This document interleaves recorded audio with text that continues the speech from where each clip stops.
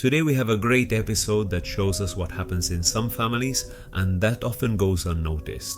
Sometimes it ends well, other times it ends badly, but the important thing is to pay attention to certain signs to anticipate what might happen in the future.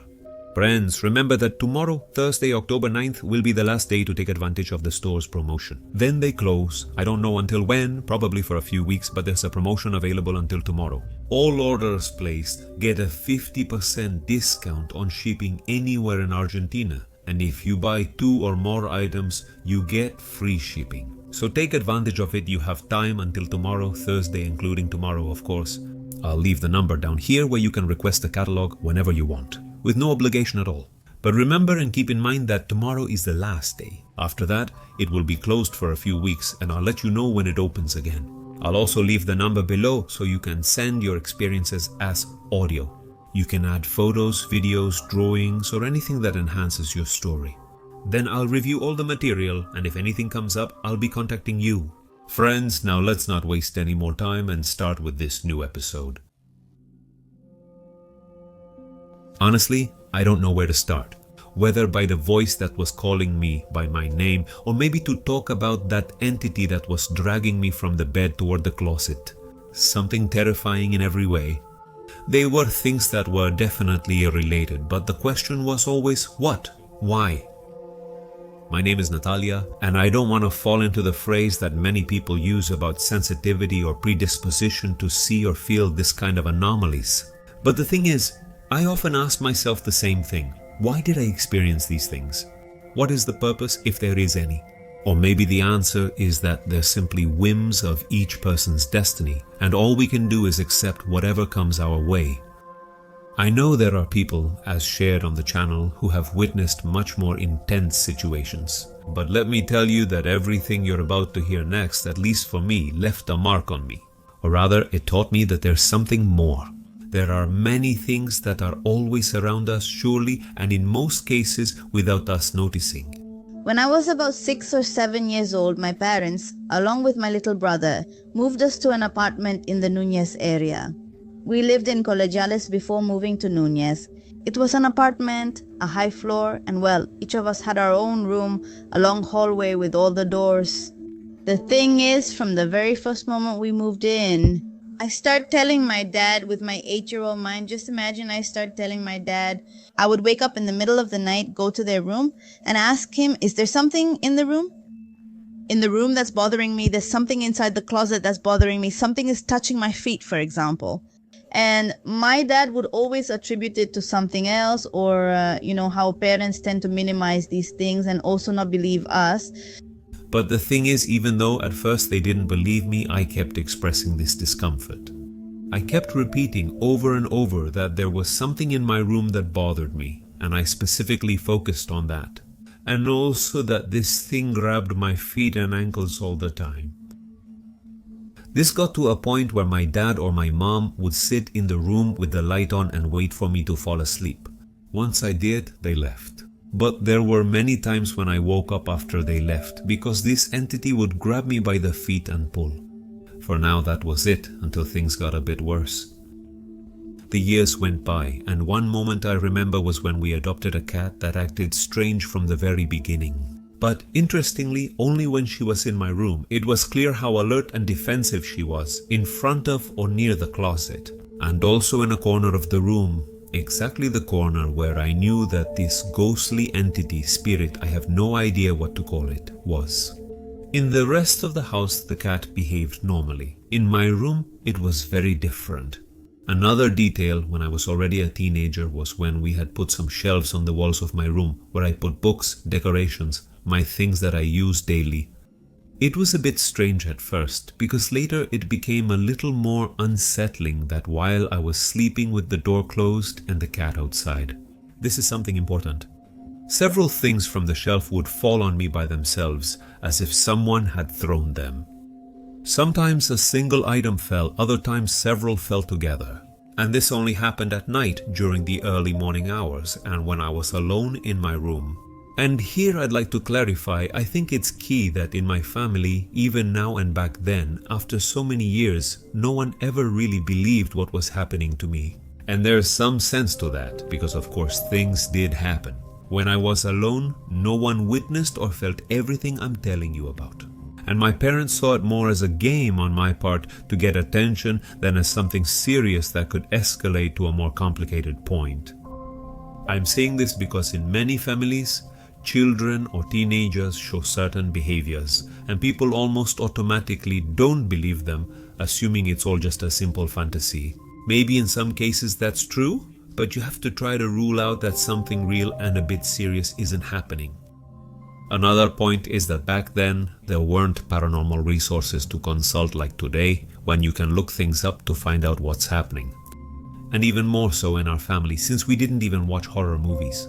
It was a topic that was never brought up, and not because of fear or superstition, but simply because it wasn't present in the family. It never had been. In those years, beyond feeling this presence, which I had pretty much gotten used to, I started to experience something different and a bit darker. At night, and even some afternoons, it happened too. I would hear the voice of a person calling me. It was very clear, a soft voice, like a whisper, and it called me by my name. Do you know where this voice was coming from? From the closet in my room. It was no longer a surprise to me that something lived inside it. Although I think it was never the closet itself, but rather its inner darkness that served as a refuge for this thing that had been stalking me for so many years. And the question which I always ask again was, why and where had it come from? Over the years, I managed to come up with a little theory that I'll tell you about in a moment. One of the most important events happened when I was 17 or 18 years old, when I was at home studying with a friend, kind of a boyfriend. My mom was in the kitchen, we were in my room, and my friend went to the bathroom at one point. Two things happened.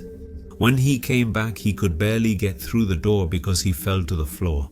He got up quickly, looking around like he was scared, and according to him, he felt that a hand had grabbed his ankle really hard. He pulled to the side, and that's why he ended up stumbling and falling. I was just watching him with a slightly nervous smile, not really understanding what was going on. And the second thing was that he immediately told me that while he was in the bathroom, the shower curtain started moving wildly in all directions. There was no open window or draft, so this was impossible. And when he leaves the bathroom and comes back, what I just told you happens. The detail, to avoid confusion, is that my friend had no idea at all.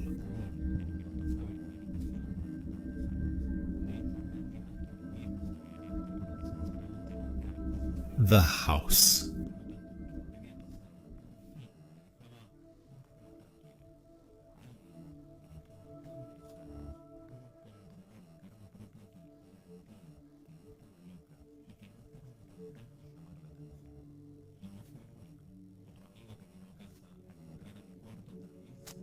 In the don't check percent, don't check in.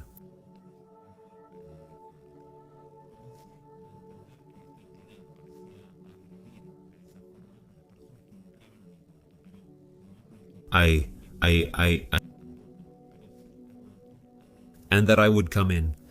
Perhaps the most traumatic thing, since until then you would have realized I had never received any aggression from it.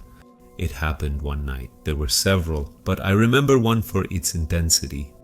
I woke up because someone was holding both my ankles very tightly, more than what usually happened. But not only that, the closet door, which I had closed myself before going to bed, was open. And this thing, or whatever it was pulling me really hard, dragging me across the bed toward the closet as if trying to pull me inside. That night I shook with all the strength I had. I screamed and fought until it let me go. The fear I felt that night was the worst of my entire life, I assure you. Fortunately, that was the last time. It never happened again. Imagine I was already sleeping paranoid, so I made the bed a little smaller and put it in the width of the room, right under the window. Cold seeped in through the window, but I endured it to avoid being pulled into the closet. Imagine I was 18 years old at that time. I didn't want it anymore. More than 10 years dragging myself into the closet, I just didn't feel like it anymore. Well, that's when things started to calm down a little. But what I told you still happened about them grabbing your ankles. Especially the men who came to the house, I don't know if it was out of jealousy or what, but it was mostly with the men. And then what happened was that I broke up with an ex-boyfriend after 4 years of being together. I experienced sleep paralysis for the first time, and it was absolutely horrible. And then I saw that there was a person, like the usual, pressing down on my chest. And when I managed to look to the side, I see an image. Can I describe it to you? Because it was like a shadow, but it was sinister, completely sinister in the corner of the closet. Years later, around 2006 or 2007, when I was dating someone, we had basic cell phones with cameras. Thanks to that, we captured something for the first time. It was the first few months of our relationship, and we were constantly sending each other messages and photos. At that time, I had bought new clothes, so I used the camera to send photos to my boyfriend. The photos gradually became more suggestive, and at one point my boyfriend asked me, "Are you with someone?" I told him no, because I was actually alone in my room. He then said that in several photos you could clearly see a person's face behind me in the mirror's reflection. In one of those photos. At that time, I had a mirror in the room behind the door because they had told me I couldn't put mirrors facing the bed. So I had pieces of glass behind the door. Instead of being a big mirror, they were cut pieces of mirror, like little squares, that had been given to me by a glass shop. Since I did crafts, they gave them to me, and I stuck them up, forming a big mirror but separated on the wall many mirrors. I had 6 or 8 mirrors, shaped like little diamonds, let's say, all placed behind the door, stuck on the wall. Of course, I start taking and sending pictures of myself. Then my girlfriend at the time asks, "Who are you with? Are you with someone?" I said, "No, with who?" Then she said, "There's someone in the mirror. You can see their reflection." When she zoomed in on the photo, you can see what's about to happen to you now in the picture. Keep in mind that there was no one else with me. There were no dolls, and the mirror was facing a wall. Therefore, no one could be reflected. It has a minor tone. For those unaware, it was apartment 14. Whenever I don't like them, I start doing things that I don't usually do. Not much. I don't like them. I don't really start. Not much. I don't like them. Not really. Euphemia estive at my home office.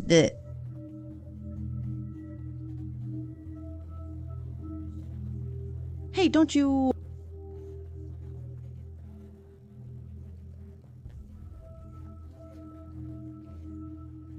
to Syria, but it's disturbing. Honestly, it's really disturbing.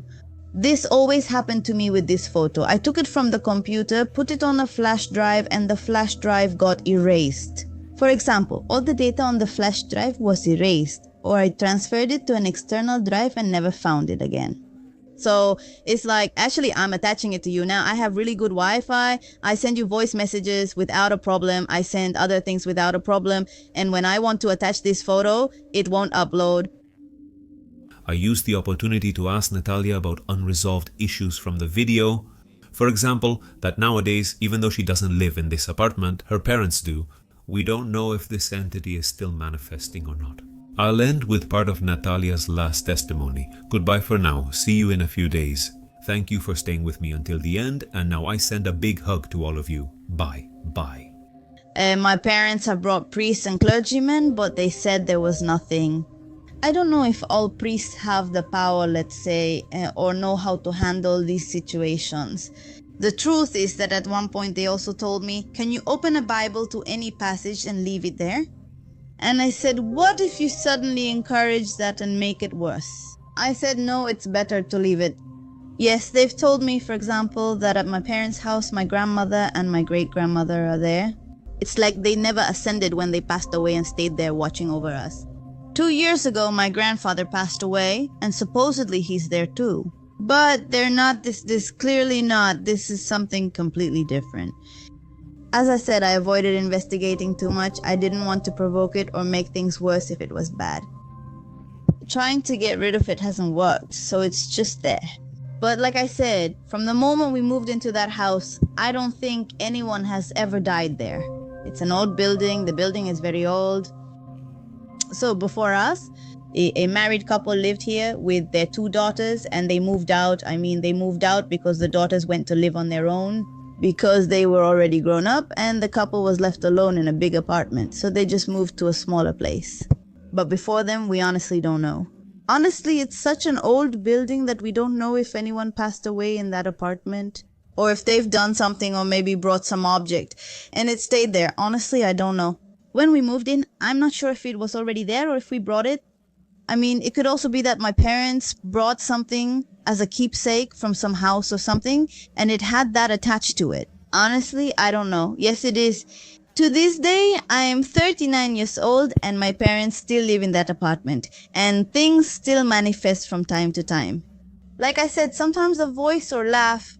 For example, you walk by and I've been, for instance, in my room alone in the house, and suddenly you hear a naughty with someone's voice. So I just stop and say, "Whoa, did you hear someone calling?"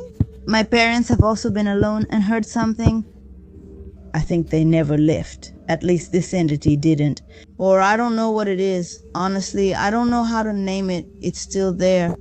I always treated it with respect. It was never disrespected and it was left there and it's calm.